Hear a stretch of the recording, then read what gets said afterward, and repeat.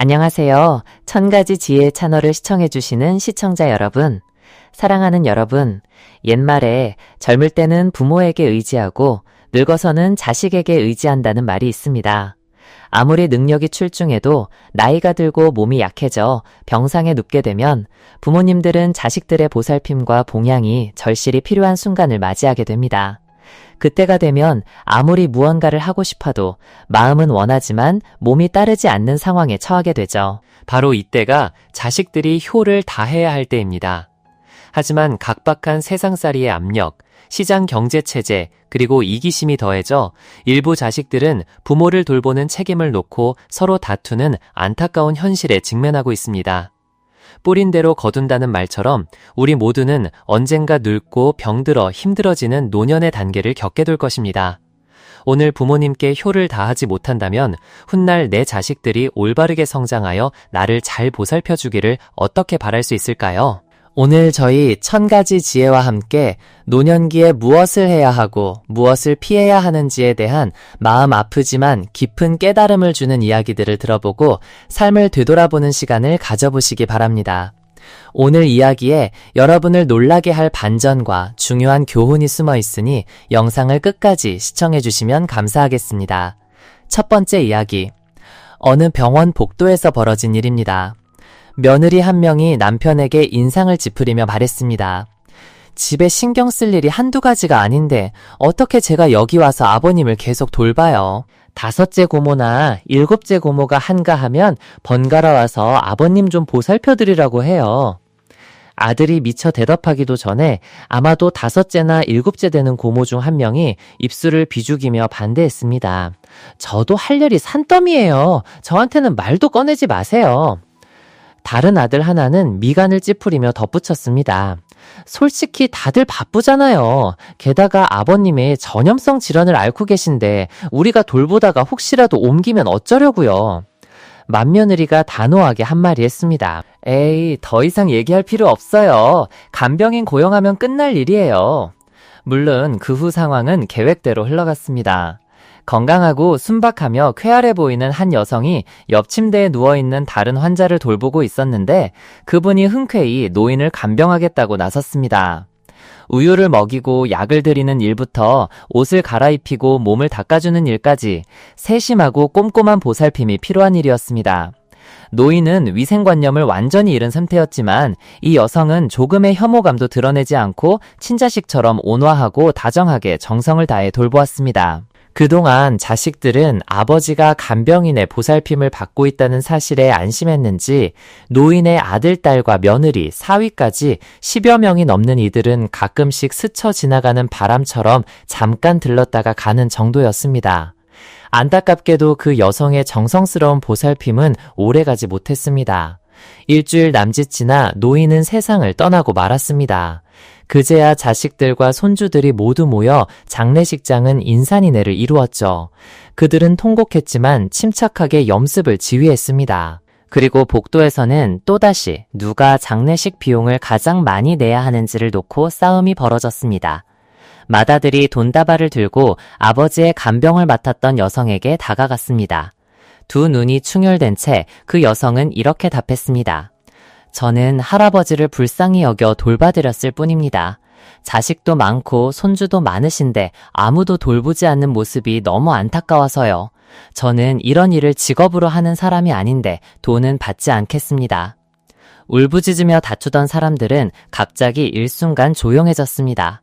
그리고 하나 둘씩 슬그머니 밖으로 빠져나갔습니다. 정말 맞는 말입니다. 뿌린 대로 거둔 자. 두 번째 이야기. 아버지가 병들자 자식들이 책임을 전가하고 다투다. 김 여사님의 남편분이 병원에 입원하신 지 보름 가까이 되었는데 벌써부터 자식들 사이에 몇 차례 다툼이 벌어져 김 여사님은 골머리를 앓고 계셨습니다. 관절염으로 거동이 불편하신 김 여사님은 남편의 병원 간병을 전적으로 자식들에게 의지할 수밖에 없었습니다. 집에 앉아서도 내내 노심초사했습니다. 식사 시간이 되면 남편에게 밥을 가져다 준 사람이 있는지 걱정하며 계속 전화를 걸었습니다. 하지만 이 일은 자식들을 짜증나게 했습니다. 그들에게도 할 일이 많은데 어머니가 계속 전화로 잔소리를 하셨기 때문입니다. 물론 김 여사님의 걱정은 쓸데없는 것이 아니었습니다. 여러 날 동안 자식들이 남편분에게 식사를 챙겨드리는 것을 잊어버린 적이 많았기 때문입니다.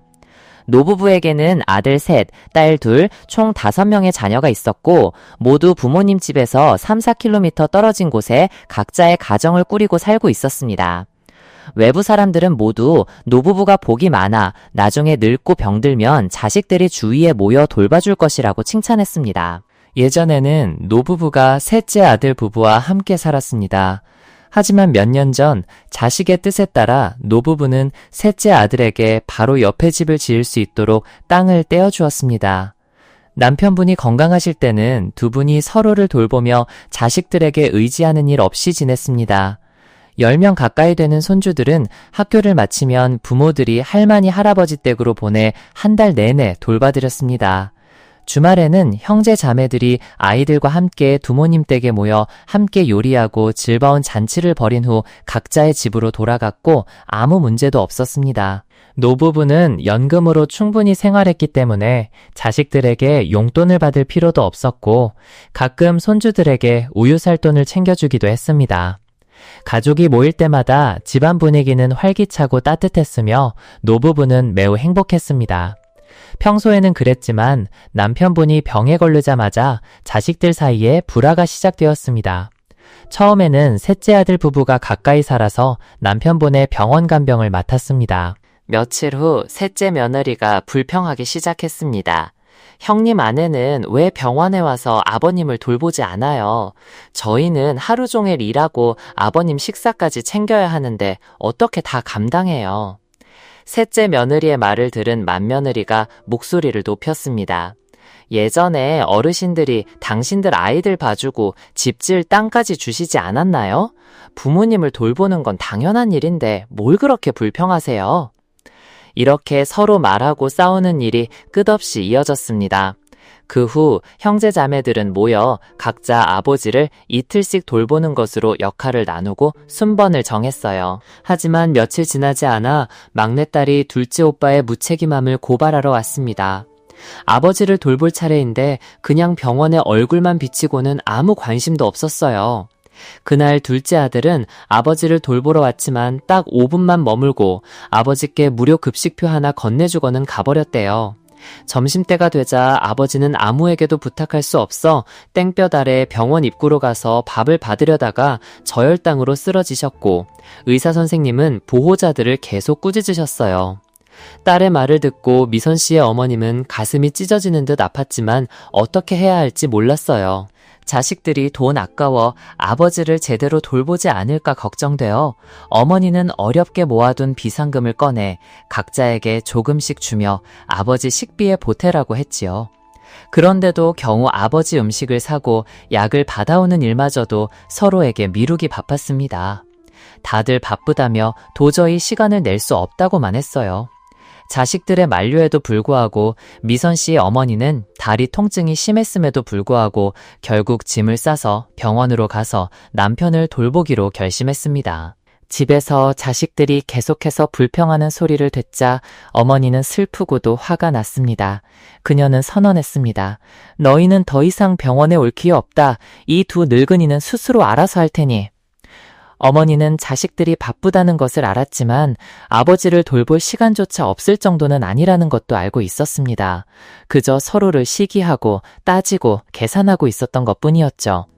예전에는 자식들이 무엇을 필요로 하든 기꺼이 다 해주면 나중에 자신들이 아프고 힘들 때 기댈 수 있을 거라 생각했었는데 과연 현실은 달랐습니다. 다행히 아버지께서는 폐렴 진단을 받으셨고 몇 주간의 치료 후 퇴원하여 집에서 경과를 지켜보기로 했습니다. 어머니의 수고도 조금은 덜해졌죠. 이제 어머니는 부모의 자식 사랑은 바다와 같고 자식의 부모 봉양은 달과 나를 헤아린다는 말을 뼈저리게 실감하게 되었습니다. 그 병환 이후 아버지와 어머니는 서로 의논하여 연금을 모아 저축하고 자식들의 일에 덜 간섭하며 나중에 혹시라도 무슨 일이 생기면 간병인을 고용하여 서로를 돌보기로 했습니다. 어머니도 자식들에게 각자의 삶이 있다는 것을 이해하지만 아버지가 병상에 눕자마자 자식들이 서로 다투는 모습은 너무나도 가슴 아픈 일이었지요.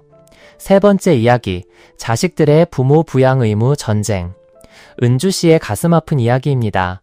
요즘 들어 은주 씨는 건강이 많이 약해진 것을 느꼈지만 자식들 모두 바쁘게 일하는 모습을 보고는 차마 그 사실을 알리지 못했습니다. 그러던 어느 날 한밤중에 갑자기 의식을 잃고 쓰러지고 말았습니다. 정신을 차려보니 그녀는 병원에 누워 있었고 희미하게 의사 선생님이 자식들에게 뇌졸중이라고 말하는 것을 들었습니다. 이제부터 모든 식사와 개인 위생은 자식들의 도움을 받아야만 했습니다. 은주 씨의 자식들은 병실 복도에서 곧바로 긴급 가족 회의를 열었습니다. 회의 결과 맏아들 부부는 어머니를 돌볼 시간이 없으므로 어머니를 시골에 있는 막내 아들 부부와 함께 지내게 하기로 의견을 모았습니다. 만약 어머니가 한 곳에 고정적으로 계시려면 간병인을 고용해야 하는데 차라리 그 돈을 막내 아들 부부에게 주어 어머니를 돌보게 하는 것이 낫겠다고 판단했지요. 맏아들이 막내 아들에게 주는 돈은 간병인을 고용하는 비용과 정확히 같았습니다. 어머니의 약값과 치료비는 모두 합하여 자식들이 균등하게 나누어 내기로 했습니다. 막내 아들은 이렇게 모인 돈을 받아 어머니를 돌보는 데 사용하기로 했습니다. 이렇게 모든 것이 명확하게 계산된 덕분에 은주 씨는 퇴원 후 막내 아들의 집으로 가게 되었습니다. 첫 딸은 어머니를 돌보는 모든 일이 순조롭게 진행되었습니다. 하지만 둘째 딸부터 막내 아들의 남편은 맏형이 돈을 늦게 보낸다고 불평하기 시작했습니다. 약값, 그리고 어머니의 보양식을 위한 돈도 약속했던 만큼 제대로 보내는 사람이 없는 듯 했습니다. 어떤 자식은 자녀 학비로 나가는 돈이 많아 이번 달은 나중에 내겠다고 미루는가 하면 또 다른 자식은 자녀가 병원에 가는 바람에 비용이 들어 조금 줄여달라고 부탁했습니다. 넷째 딸이 되자 은주 씨는 막내 아들 부부가 큰 소리로 모두에게 긴급 가족회의를 소집하는 전화를 하는 것을 들었습니다. 그 회의가 열리는 동안 집안에 누워있던 그녀의 마음은 산산조각 나고 말았습니다. 막내 아들 부부는 어머니에 대한 책임을 소홀히 하고 모든 일을 자신들에게 떠넘겼다며 어느 누구 하나 빼놓지 않고 비난했습니다. 맏아들 부부는 그동안 막내가 살고 있는 집과 땅 등 부모님의 재산 분배에 대해 한 번도 불평한 적이 없었다고 맞받아쳤습니다. 그런데 이제 몇 달 어머니를 돌봤다고 형제자매들과 이해득실을 따지고 있느냐고 했죠. 딸은 또 이렇게 주장했습니다. 시집간 딸이 친정일에 얼마나 나선다고 그래? 게다가 남편이 경제권을 쥐고 있으니 남편이 돈을 주지 않으면 어떻게 제때 막내에게 보낼 수 있겠어? 이 기여는 내가 나누어 부담하는 거지 사실 아들들처럼 책임을 질 필요는 없잖아. 어머니의 노년을 돌보고 보살피는 건 두 아들의 주요 책임이니까. 말다툼은 갈수록 심해졌습니다. 결국 막내 아들이 들어와 일정에 따라 나누어 돌보자고 제안했습니다. 어머니가 어느 달 누구와 지내든 그 달에는 그 사람이 책임지고 돌보는 것으로 서로 비교하거나 따질 필요가 없다는 것이었죠. 이미 넉 달 동안 어머니는 막내 아들 집에서 지냈으니 이제는 맏아들이 돌볼 차례가 되었습니다. 은주 씨는 구급차에 실려 맏아들의 집으로 옮겨졌습니다. 몇 달 후 그 구급차는 다시 그녀를 막내 아들의 집으로 데려다 주었습니다. 건강했을 때 은주 씨는 손자 손녀가 있는 자식의 집에서 함께 지내며 요리하고 장을 보고 아이들을 돌봐주었습니다. 그런데 이제 병들어 눕게 되자 그녀는 한 곳에 고정적으로 머물고 싶었지만 세상은 그녀의 뜻대로 흘러가지 않았습니다. 예전에는 그녀가 도움이 될 때는 아무도 그녀에게 저축한 돈이 있는지 없는지에 관심조차 없었습니다. 이제 그녀가 병상에 눕자 자식들 모두 어머니에게 혹시 돈이 있으면 치료비에 보태도록 내놓으라고 캐물었습니다. 남편이 돌아가셨을 때 은주 씨에게 약간의 돈이 있었지만 몇 년 전 막내 아들 부부가 집을 다시 짓는데 보태쓰라고 빌려주었습니다. 이 사실을 알게 된 맏아들 부부는 막내 아들 부부에게 그 돈에 대해 끊임없이 따져 물었습니다.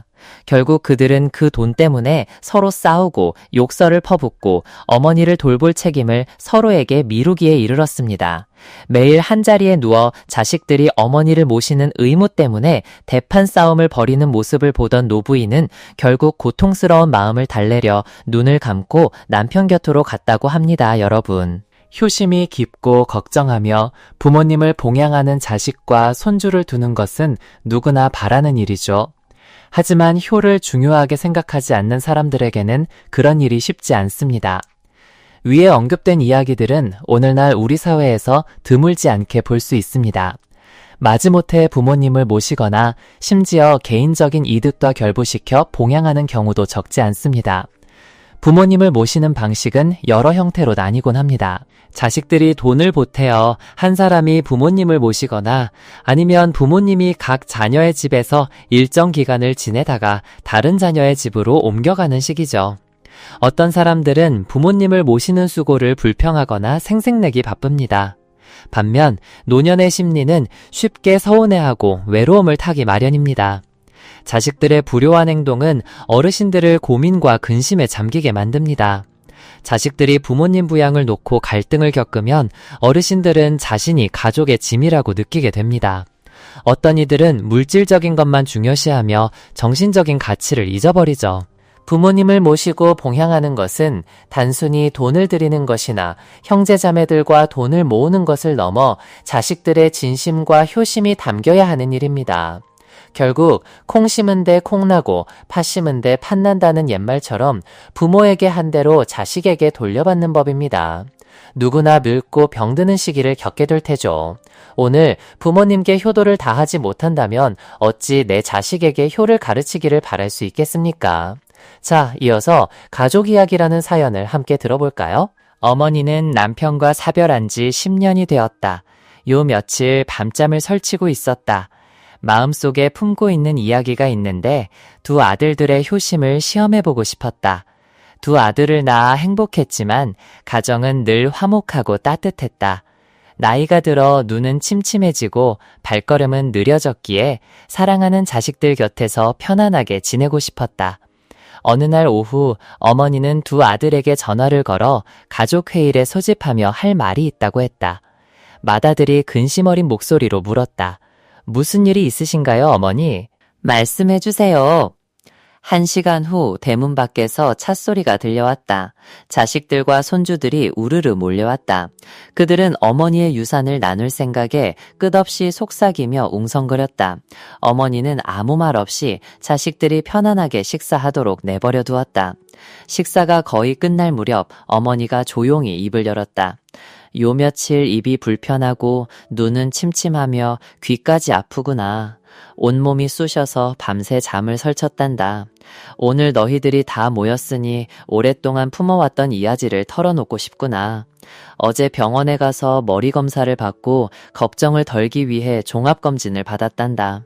의사 선생님이 말씀하시길 어미는 마치 죽은 사람 같다고 했다.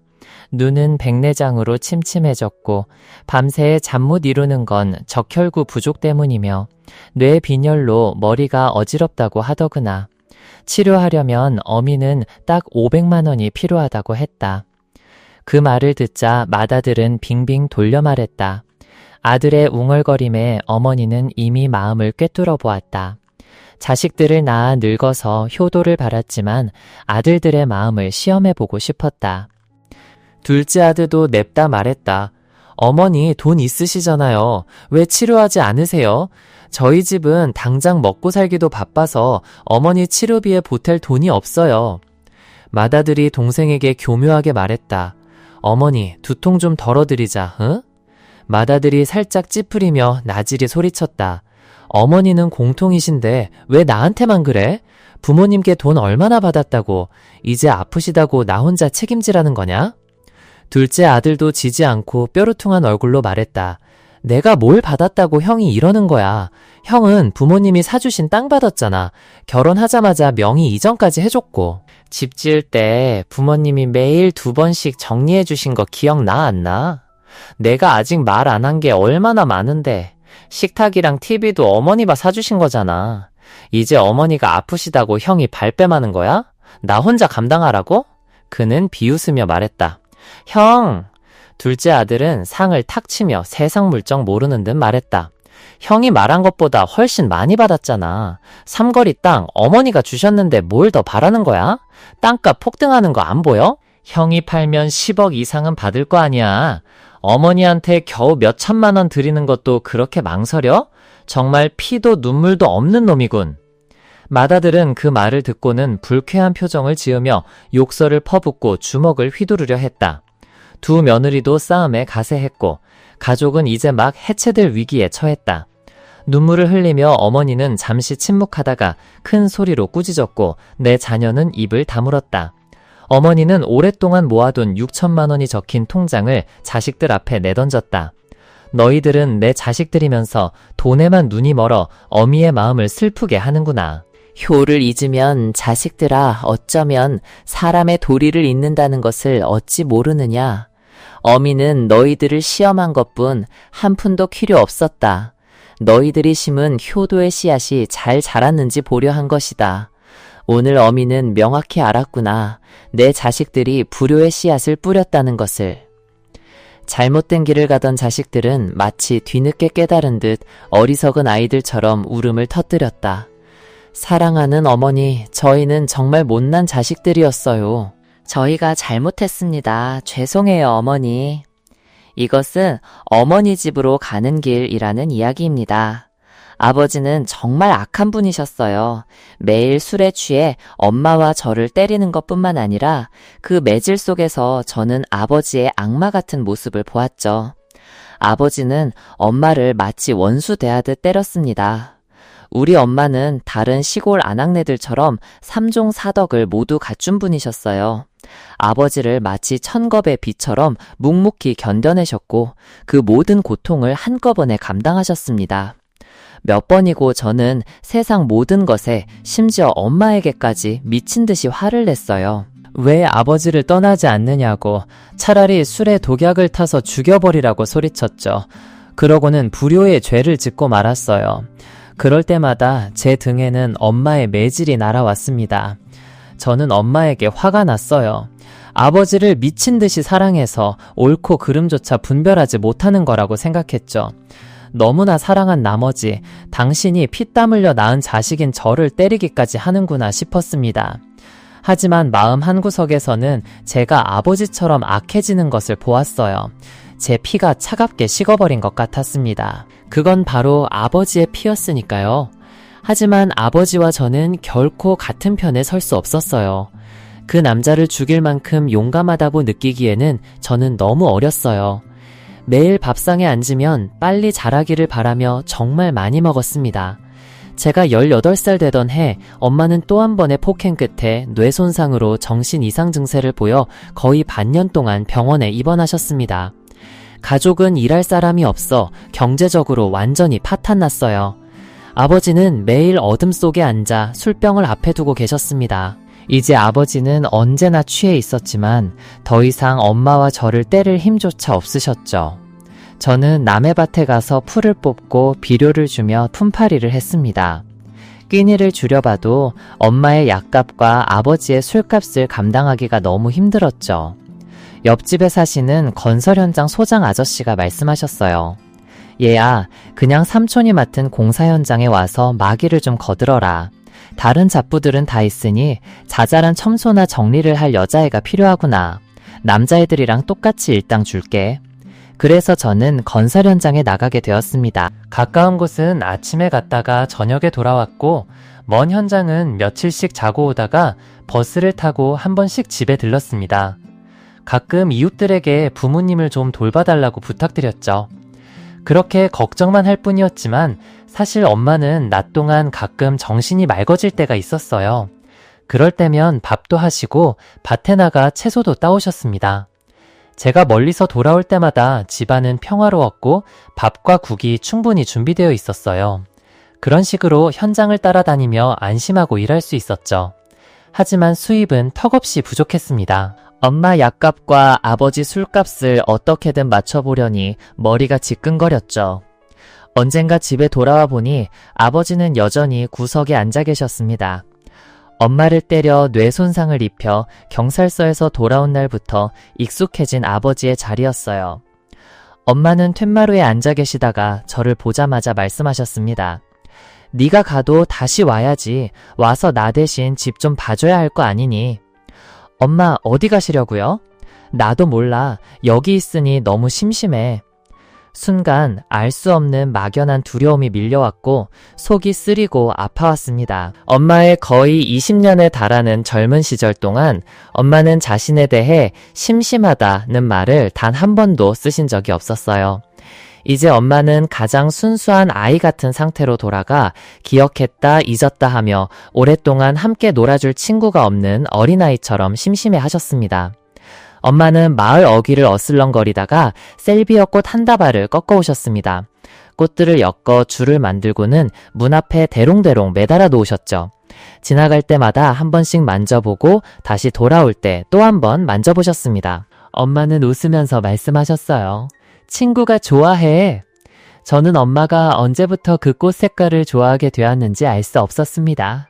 나중에야 우리 동네 전체에 밝은 주황색 꽃이 피어있는 집은 한 군데뿐이라는 것을 깨달았죠. 이제 엄마는 어린아이처럼 눈에 띄게 밝고 화려한 것은 무엇이든 좋아하고 기억하는 것이었습니다. 일하러 갔다가 소장 아저씨에게서 이제 곧 장마철이 다가오니 공사 현장이 줄어들 거야 라는 말을 들었습니다. 저는 곧 일자리를 잃게 될 것이라는 뜻으로 받아들였죠. 문득 장마철 몇 달 동안 엄마의 약값이 정말 막막하게 느껴졌습니다. 밤에 공사 현장에 남아서 잠을 자야 할 때 저는 가장 안전하다고 생각하는 곳을 골라 잠자리에 들었습니다. 바깥에는 남자 인부들과 잡부들이 잔뜩 있었으니까요. 저는 밤새도록 두척이며 잠을 이룰 수 없었습니다. 제 머릿속에는 늘 돈 생각뿐이었습니다. 약이 없으면 엄마는 하루 종일 제정신이 아닐 것이고 그것은 아버지에게도 매우 위험한 일이었습니다. 엄마가 너무 불안해지면 아버지를 때릴 수도 있는데 아버지는 이제 도망칠 힘조차 없으셨으니까요. 저는 계속 뒤척이며 잠을 이룰 수 없었습니다. 그때 밖에서 검은 그림자 하나가 들어오는 것을 보았습니다. 눈앞에 현장 소장 아저씨가 서 있었습니다. 저는 아저씨가 한밤중에 몽유병에 걸렸거나 화장실에 가려고 하시는 줄 알았죠. 하지만 아저씨는 제가 누워있는 쪽으로 걸어오더니 제가 아직 깨어있는 것을 보고는 바로 물었습니다. 돈 좀 더 벌고 싶지 않니? 마침 가려운 것을 긁어주는 격이니 누가 고개를 끄덕이지 않을까요? 네가 나를 위해 가면 한 번에 30만 원 줄게. 저는 더듬거리며 말했습니다. 무엇을 말입니까? 아저씨는 제 옆으로 바싹 다가와 제 어깨를 쓰다듬으며 말했습니다. 너처럼 예쁜 애가 돈 버는 게 뭐가 어렵겠니? 본능적인 반사작용으로 저는 아저씨의 손을 뿌리쳤습니다. 아저씨는 웃으며 일어섰습니다. 한 번에 30만 원이면 네 하루 일당의 한 배 반이나 돼. 저 밖에 자고 있는 애들은 말할 것도 없고 네가 한 번에 10만 원만 받는다고 해도 낮이고 밤이고 해서 벌써 100만 원을 벌 수 있어. 아저씨는 강요하거나 억지로 밀어붙이지 않고 나갔습니다. 하지만 아저씨는 저에게 돈에 대한 극심한 갈증을 안겨주었습니다. 저는 그것이 몸을 파는 행위이며 어떤 목적이 있든 비난받아 마땅한 일이라고 스스로를 비난하는데 아주 오랜 시간을 보냈습니다. 다음 날 아침 저는 밤새 한숨도 못 잔 피로와 속이 계속 울렁거리는 기분 때문에 일을 하지 않고 집으로 돌아왔습니다. 가방을 둘러매고 버스 정류장으로 향했죠. 현장 소장 아저씨는 저를 바라보며 말했습니다. 일은 아직 많으니 가서 잘 생각해보고 다시 와서 해라 얘야. 저는 저의 경멸적인 태도를 분명히 보여주기 위해 뒤돌아보지 않고 걸어갔습니다. 뒤에서는 수많은 시선들이 따라오며 조롱하는 듯한 느낌이 들었습니다. 마을 어귀에 도착했을 때 마음이 텅 빈 듯 허전했습니다. 잠시 멍하니 서 있다가 마을 입구집에 아름다운 꽃넝쿨이 사라지고 바싹 마른 몇 줄기만 남아있는 것을 알아챘죠. 저를 보자마자 그 아주머니는 길길이 날뛰며 소리쳤습니다. 네 미친놈이 단속 잘해. 한 번 더 그랬다가 네 가족들 다 가만 안 둘 거야. 정신을 차리는데 몇 분이 걸렸고 자초지종을 물어볼 겨를도 없이 저는 허둥지둥 집으로 달려갔습니다. 아가지는 여전히 방구석에 앉아 술을 마시고 계셨습니다. 앞문과 뒷문은 활짝 열려 있었고 부엌은 싸늘하게 식어 있었습니다. 저는 소리쳤습니다. 아버지, 엄마는요? 아가지는 아무 말 없이 몸을 떨며 방구석에 앉아 계셨습니다. 술통은 이미 비어 있었죠. 아버지의 옷자락을 붙잡고 크게 소리쳤지만 아버지는 여전히 미동도 없었습니다. 이웃집에서 말해주더군요. 어머니가 그 꽃넝쿨에 꽃을 따러 나갔다고 합니다. 너무 많이 따니까 주인이 못따게 말렸고 그러자 어머니가 화를 내며 칼을 들고 꽃넝쿨을 사정없이 잘라버렸다는군요. 결국 사람들에게 쫓겨 맞고는 도망쳤는데 벌써 3일째 집에 돌아오지 않고 있다고 했습니다. 그 꽃넝쿨이 있던 집을 지나갈 때마다 분노가 치밀어 올랐습니다. 만약 그 집이 꽃넝쿨을 더 많이 가지고 있었더라면 아마 저는 엄마를 대신해 남은 꽃들까지 모두 잘라버렸을지도 모릅니다. 그리고 섬뜩하게 깨달았습니다. 아버지처럼 냉혈한 면만 있는 게 아니라 어머니처럼 미친 피도 제게도 흐르고 있다는 것을요. 닷새가 지나고 열흘이 지나도 더 이상 집에 앉아 기다릴 수만은 없었습니다. 저는 말했습니다. 아버지, 그 구석에서 나오세요. 스스로를 좀 돌보세요. 저는 엄마를 찾으러 갈 거예요. 아버지가 스스로를 돌볼 수 있을지 없을지는 중요하지 않았습니다. 저는 가방을 어깨에 메고 나섰습니다. 하지만 문을 나서려는데 문득 돈이 없다는 사실이 떠올랐습니다. 돈이 없는데 제가 어디로 가야 할까요? 그 생각을 하자마자 저의 증오스러운 머릿속에는 일은 아직 남아있으니 언제든 다시 와도 돼 라던 인부 모집 사장님의 의미심장한 목소리가 떠올랐습니다. 저는 그 생각을 수없이 떨쳐버리려 했지만 발걸음은 계속 이어졌습니다. 하지만 배가 고팠습니다. 이 작은 마을에서는 밭을 외에는 할 만한 일이 없었습니다. 하지만 이 극심한 배고픔을 제가 어떻게 견딜 수 있겠어요? 무엇보다 먼저 밥 한 끼를 구걸해야 했습니다. 저는 공사 현장으로 갔습니다. 더 이상 뻔뻔하게 밥을 얻어먹을 수 있는 곳은 그곳밖에 없었죠. 사장님은 저를 공사 현장 근처 식당으로 데려가서는 제가 개걸스럽게 먹는 모습을 지켜봤습니다. 그는 제 쪽으로 음료수 한 잔을 밀어주며 말했습니다. 자, 이거 마시고 힘내서 일해야지. 그리고는 일어서서 우월감에 찬 미소를 지으며 몸을 숙여 제 귀에 나지막이 속삭였습니다. 새 이불을 하나 더 사뒀는데 아주 향기로울 거야. 그의 입에서 풍겨나오는 퀴퀴한 음식 냄새는 늘 저를 역겹게 했습니다. 저는 숨을 참으며 그 역겨운 냄새가 공기 중으로 사라지기를 기다렸죠. 사장님도 그 직후 자리를 떴습니다. 그래요. 제가 다시 이것으로 돌아온 순간 저는 이미 진 것이나 다름없었습니다. 저는 엄마를 찾기 위해 그 돈이 반드시 필요하다는 사실을 받아들여야 했습니다. 한밤중 저는 새 것처럼 향긋한 이불 속에서 잠을 청했습니다. 저 멀리 늪지대에서 도마뱀이 혀를 차는 소리, 개구리들이 울어대는 소리가 들려왔습니다. 등줄기에는 소름이 돋아났죠. 주위를 감싼 칠흑 같은 어둠 속에서 방구석에 술에 취해 골아떨어진 아버지의 거친 숨소리가 들렸습니다. 꽃넝쿨 꽃들과 놀며 제잘거리던 엄마의 노랫소리도 들렸습니다. 등 밑으로는 밤의 차가운 흙 기운이 느껴지는 널빤지가 있었습니다. 그리고 사장님의 발소리가 저에게 다가오는 것이 들렸습니다. 당연한 수순이었습니다. 돈을 벌려면 어쩔 수 없지 않겠니? 당연하지 아가씨. 세상에 공짜 돈이 어디 있겠어. 우린 서로 공평한 거래를 하는 거야. 하지만 저랑 같이 자면 사모님이 아시면 어떡해요? 오, 즐거운 밤에 그 못생기고 병든 늙은 계집 이야기는 꺼내지도 마. 병들었다고요? 아니, 내 말은 그 늙은 마누라가 어떻게 아가씨의 미모에 비할 수 있겠냐는 말이야. 마치 누군가 머리를 때린 듯 어지러웠습니다. 아버지의 거친 숨소리가 다시 귓가를 맴돌았습니다. 갑자기 전화벨이 울렸습니다. 저와 사장님 둘 다 깜짝 놀랐습니다. 오늘따라 제 전화벨 소리가 아버지의 거친 숨소리처럼 느껴졌습니다. 너 어디야? 집에 와. 내 아버지 돌아가셨어. 저는 그 순간 무슨 생각을 했는지 알 수 없었습니다. 마치 제가 죄가 있는지 없는지를 두고 고뇌하는 듯 했습니다.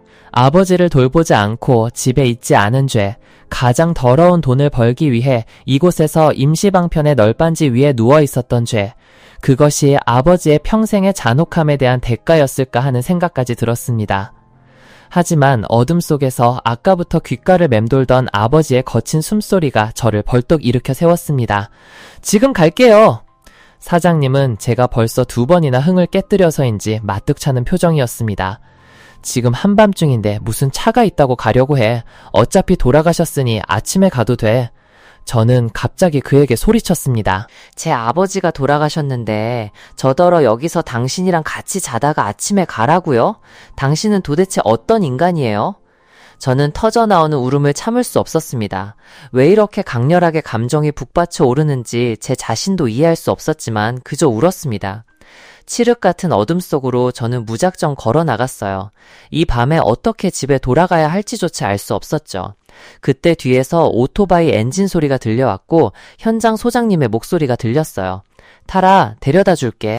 불과 몇 분 전까지만 해도 저는 그를 세상에서 가장 멸시할 만한 사람이라고 생각했지만 지금 이 순간 그는 한없이 친절한 남자였어요. 문득 엄마가 그리웠어요. 엄마는 어디에 계실까? 살아는 계실까?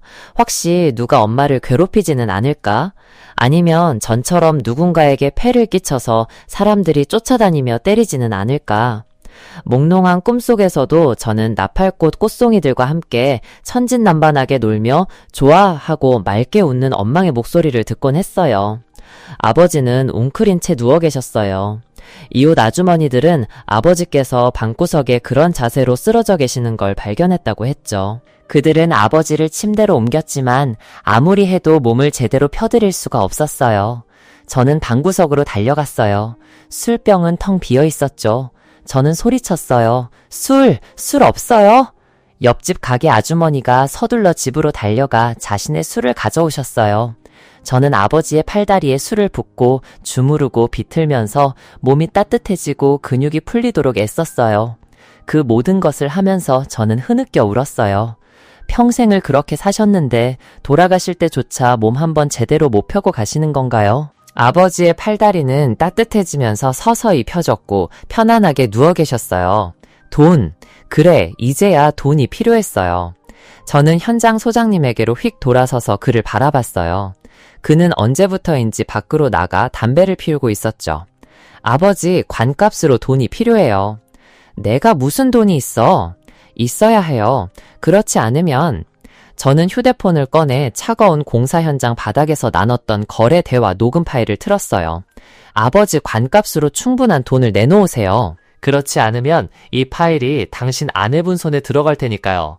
그는 이를 갈며 저를 때리려고 손을 뻗었지만 저는 집안을 봤어요. 이웃 아주머니들이 여전히 수근거리고 있었죠. 그는 휴대폰을 눌러 장의사 사장에게 전화를 걸었어요. 저는 휴대폰을 주머니에 넣고 집 안으로 들어갔고 등 뒤에서는 독한 년이라는 몇 마디가 맴돌았어요. 아버지의 발인이 다가왔을 때 나팔꽃 넝쿨 있던 집 아주머니가 향을 피우며 아버지를 조문하러 오셨어요. 그리고는 제 머리를 쓰다듬으며 우셨죠. 미안하다 얘야. 내가 인내심이 부족해서 이런 비극을 만들었구나. 저는 많은 사람들 앞에서 고개를 숙여 감사 인사를 드렸어요. 지금 제 마음속에는 그 사람에게 어떤 감정을 느껴야 할지조차 알 수 없을 만큼 황량함만 가득했죠. 장례식 내내 저는 대문 밖만 바라봤어요.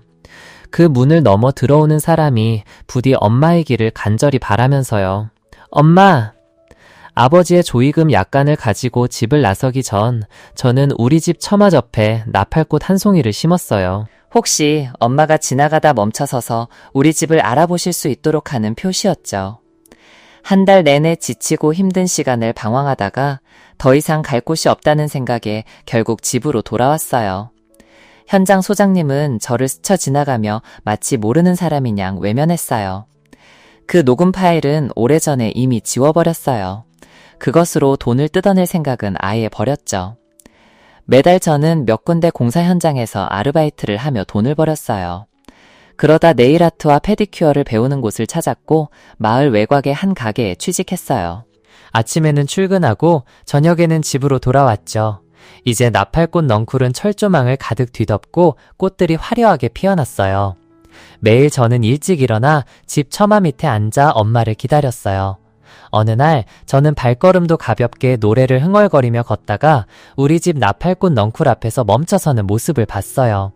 저는 주저앉아 그동안 한 번도 울어본 적 없는 사람처럼 서럽게 울음을 터뜨렸어요.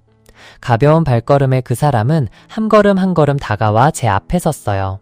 그리고 직접 엮은 꽃목걸이를 제 목에 걸어주며 말했어요. 어머, 예쁘다. 너 줄게. 저는 그 꽃목걸이를 목에 걸었지만 눈물은 멈출 수가 없었어요. 시청자 여러분, 끝까지 함께 해주셔서 진심으로 감사합니다. 오늘 이야기가 여러분께 조금이나마 유익하셨다면 좋아요와 구독 버튼 꼭 눌러주시고 주변 분들과 공유도 부탁드립니다. 혹시 영상에 대한 감상이나 생각이 있으시다면 언제든지 댓글로 남겨주세요. 1000가지 지혜는 다음에도 더욱 따뜻하고 지혜로운 이야기로 찾아뵙겠습니다. 그때까지 모두 건강하시고 행복하세요. 감사합니다.